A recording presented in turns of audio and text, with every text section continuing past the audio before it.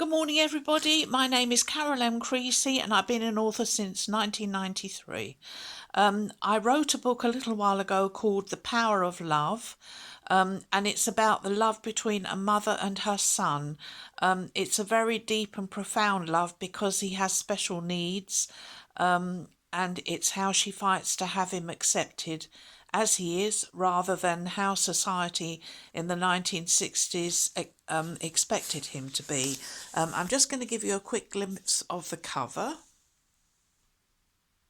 There we go.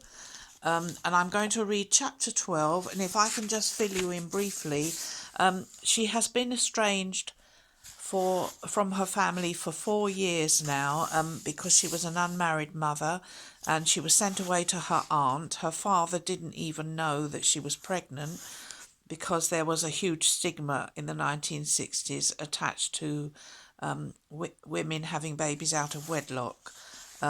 So if I continue now, this is a scene between her mother and her mother's sister, who is Laura's aunt, and her aunt has stood by her. It's your daughter's 21st birthday and you haven't seen her for almost 4 years, nor your grandson. Emily, you are a disgrace. Aunt Agnes, as ever, did not hold back in speaking her mind, and Emily had no defence against her words. She knew it was true. She had tried so hard to keep the peace and not ruffle any feathers, but it hadn't worked. She wished she had the same sort of courage that Laura clearly did. Emily had been plagued by her conscience when she sent Laura away to have a baby, but her fear of Trevor's wrath had prompted her to do it. She had not realised just how much she would miss Laura, her smile and sense of fun, their shopping trips together, and even Sam had missed his sister. He had no one to fight with and life was boring. Trevor was heartbroken when his daughter did not return. Agnes had said had left her to be independent, but at only 18, Trevor thought it was far too young, and he had grieved for her loss.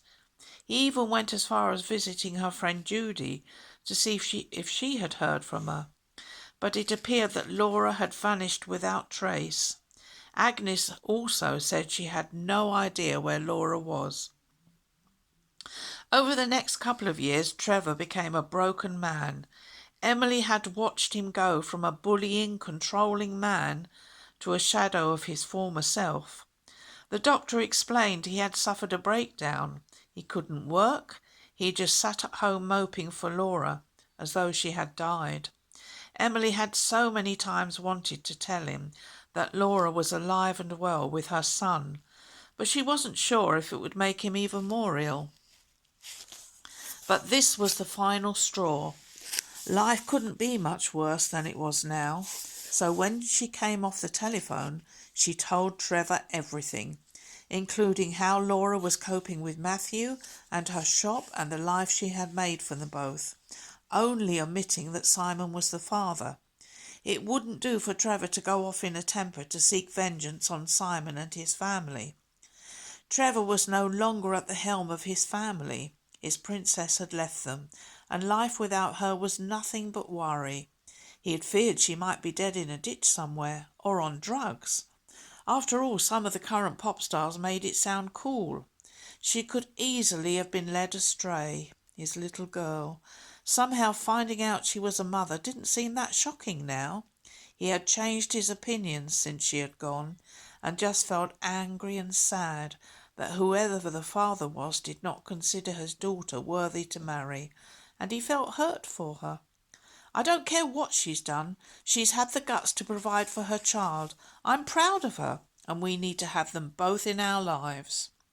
Emily could scarcely believe what she was hearing. The power of the love he had for Laura had brought him to his knees. But who cared? It looked like the family rift could be mended, and they now needed to make up for lost time, as they already had missed the first 3 years of Matthew's life. Trevor believed that Agnes had only just been told by Laura about her new life, and such was his relief. He was not going to hurl recriminations around. Trevor had changed, Underneath all that bluster and bullying and the need to control, there was a very insecure man. "We can sort it, Trevor. It's not too late," Emily said, patting his hand with a gesture of affection. At last she was going to get her daughter and her husband back. Laura was shocked beyond belief when her mother walked into the shop a few days after her conversation with Aunt Agnes that night, when she had been absolutely filled with despair. Although the past 4 years had not really aged her much, she saw a new strength in Emily's eyes. She seemed to be more in control of her life, and Laura then found out why. "Oh, Laura, it's been so long. I've never stopped worrying about you and wondering how you are. Can you find it in your heart to forgive me?" Emily held her arms out. There were tears glistening in her eyes, and Laura's memory flashed back to when she was a child. The comfort of those arms and the warm feeling of knowing her mother loved her. Oh, how she had missed that. She ran into her mum's arms. All anger and disappointment was now behind her. Finally, her mother had forgiven her for getting herself pregnant. "Oh, Mum, of course I do. You have forgiven me." Her tears were flowing now, but they were tears of happiness. Then her voice trailed off. "What about Dad?" "Your dad has changed. He's been ill, had a breakdown, but he knows everything, and he wants to see you and Matthew." "Yes, Matthew, but I have to explain about Matthew. He's very shy with strangers. He's only 3 and has not yet learned to be sociable."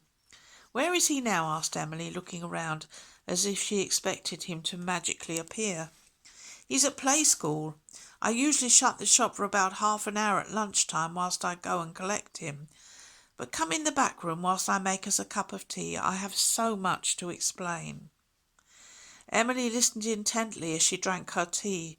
Her heart ached when she realised how tough life had been for Laura since she'd left home. But as she looked around the shop, she felt proud when she realised how well Laura had done. She was a true survivor. Laura prepared her mother for her meeting with Matthew. She explained about his diagnosis and what autism meant. She also explained how she was learning to cope with his needs and how the family would have to accept him for who he was. Emily assured her that would happen. The rupture of their family ties had been devastating for all of them, so she knew there would be a lot more patience and understanding in the future.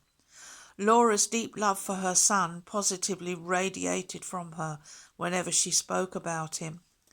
"Will Dad accept all this?" she asked anxiously. "Leave your dad to me," said Emily firmly, and this time she felt confident.